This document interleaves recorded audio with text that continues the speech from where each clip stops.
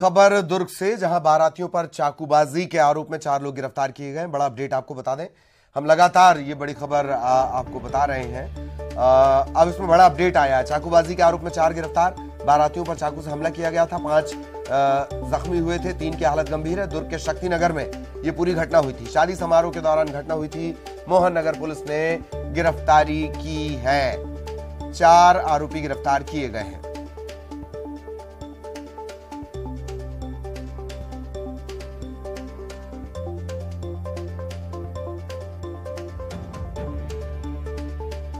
सहयोगी मिथिलेश इस वक्त हमारे साथ जुड़े हुए हैं। मिथिलेश, 4 आरोपी गिरफ्तार किए गए हैं, क्या कुछ कहना है पुलिस का?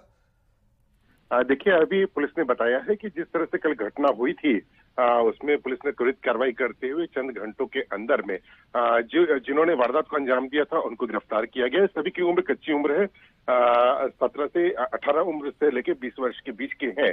इन्हीं लोगों ने ही कल इस देर रात को घटना को अंजाम दिया था। बारात निकल रही थी, उसी दौरान बारातियों से विवाद हुआ था इनका, और विवाद इतना बढ़ा कि लोग ने चाकू निकालकर चारों ने जो बाराती थे उनके करीब 5 लोगों को घायल कर दिया था। 3 की स्थिति गंभीर होने की वजह से उनको रायपुर में शिफ्ट किया गया था। वहीं दो की स्थिति सामान्य थी, जिनको दुर्ग में ही रखा गया था। पुलिस का कहना है कि अभी 5 की स्थिति खतरे से बाहर है और आरोपियों को गिरफ्तार कर लिया गया है, जिनके खिलाफ विभिन्न धाराओं के तहत कार्रवाई की जा रही है। जी चलिए, धन्यवाद मिथिलेश इस तमाम जानकारी के लिए। और मिथिलेश हमारे सहयोगी विस्तार से जानकारी दे रहे थे। खबर भोपाल से, जहां राजभवन के पास पाइपलाइन फूट गई और सैकड़ों लीटर पानी घंटों बर्बाद होता रहा। हालांकि नगर निगम को इसकी जानकारी दी गई, तब नगर निगम की टीम ने कहा है कि जल्द से जल्द इसे सुधारा जा रहा है। और ये जो पाइपलाइन है, इसके चलते राजभवन मार्ग, प्रोफेसर कॉलोनी, इसके आसपास के इलाकों में जलापूर्ति इसी से होती है।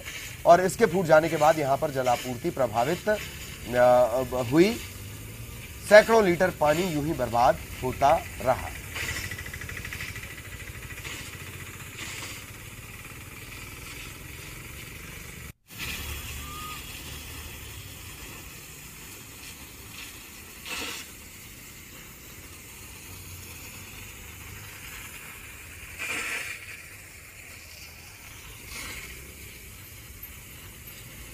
तो राजभवन के पास ये पाइपलाइन फूटी थी और सैकड़ों लीटर पानी बर्बाद होता रहा।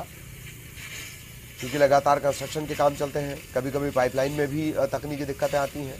इन तमाम वजहों से, हालांकि वजह साफ नहीं हो पाई है, लेकिन पानी की बहुत ज़्यादा बर्बादी हुई। यहाँ से गुजरने वाले राहगीरों को दिक्कतों का सामना करना पड़ा पानी की तेज़ धार के चलते। निगम को भी इसकी जानकारी दी गई। निगम ने भी कहा कि जल्द से जल्द इसे सुधरवाया जा रहा है। खास बात यह है कि राजभवन मार्ग और प्रोफेसर कॉलोनी का जो इलाका है, वहां पर जलापूर्ति इसी से होती है। धार के जीराबाद में बदमाशों ने एक घर को निशाना बनाते हुए 1.5 लाख रुपए समेत सोने चांदी के जेवर लूट लिए। शाम 6 बजे के करीब बदमाश घर में घुसे, हथियारबंद ये थे। लोगों को बंधक बनाया, मारपीट की, कमरे में बंद किया और 1.5 लाख रुपए और सोने चांदी के जेवरात लूटकर फरार हो गए।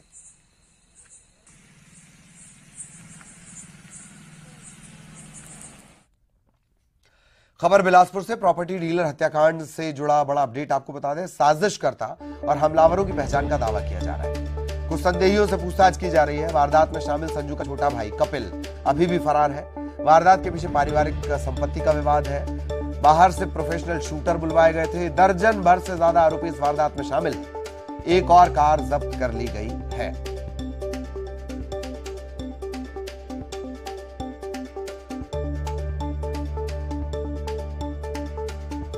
सहयोगी विनोद इस वक्त हमारे साथ जुड़े हुए। विनोद, पूरी जानकारी विस्तार से, क्या अपडेट?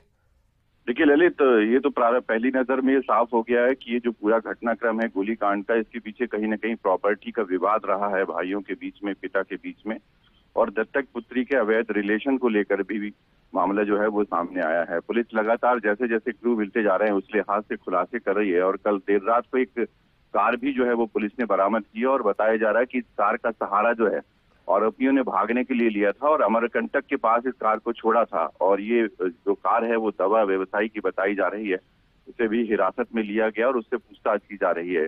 और कयास यही लगाए जा रहे थे कि आरोपी या तो यूपी भागेगा या फिर नेपाल जाने की तैयारी में होगा। शूटर्स भी बाहर के हैं, उनको भी पुलिस पकड़ने में लगी हुई है। लगभग कुछ लोगों को संदेही जो है इस पूरे मामले को उन्हें हिरासत में लेकर पूछताछ लगातार जारी, और अब तक के जो खुलासे लगातार पुलिस इस मामले पर कर रही है उसमें 1 दर्जन से भी ज्यादा लोगों के शामिल होने की संभावना पुलिस जता रही है। हालांकि अभी जो मुख्य आरोपी है, खासतौर पर जो मृतक का भाई है छोटा कपिल त्रिपाठी, वो गायब है, लेकिन उसके जो हिस्ट्री शीटर के रिकॉर्ड हैं वो पुलिस ने निकाले हैं और लगभग 13 संगीन अपराध जो हैं वो सिविल लाइन थाने में दर्ज हैं। और पहली नजर में जमीन विवाद और इसके अलावा हवाला कारोबारी और साथ ही साथ नोटबंदी के दौरान जो करोड़ों रुपए की रकम थी उसमें हेराफेरी की है, और उसी के चलते संजू के दुश्मन उसका छोटा भाई तो था ही, उसका पिता तो था ही, इसके अलावा और भी बहुत सारे लोग उसमें हो सकते हैं। जी ललित। चलिए, बहुत बहुत धन्यवाद। और विनोद जिस बात की तरफ इशारा कर रहे हैं, ये 3-4 चीजें हैं इसमें। एक रसूख है, एक रिश्तों का कत्ल है, और बेहद पेचीदा ये मामला है, और जब निकल कर आएगा तो इस फिल्म में सब कुछ होगा। सतना में बिजली बिल बकाया न जमा करने वाले किसानों की गिरफ्तारी का विरोध हो रहा है। लोगों का आरोप है कि सिर्फ किसानों पर कार्रवाई कर रसूखदारों पर रहम क्यों? बड़ी बड़ी फैक्ट्रियां, व्यापारियों का बिल बकाया है, सरकारी दफ्तरों का बिल बकाया है, उन पर कोई मामला दर्ज नहीं हो रहा, कोई गिरफ्तारी नहीं हो रही। आपको बता दें, विभाग ने 50,000 रुपए से ज्यादा के बिल बकाया वालों को चिन्हित किया है, धारा 138 की कार्रवाई के निर्देश दिए हैं। इसकी जद में आकर 40 किसान जेल की सलाखों के पीछे पहुंच चुके हैं। करीब 150 करोड़ रुपए विभाग का बकाया है। अकेले 50 करोड़ की राशि मोटर पंप की है।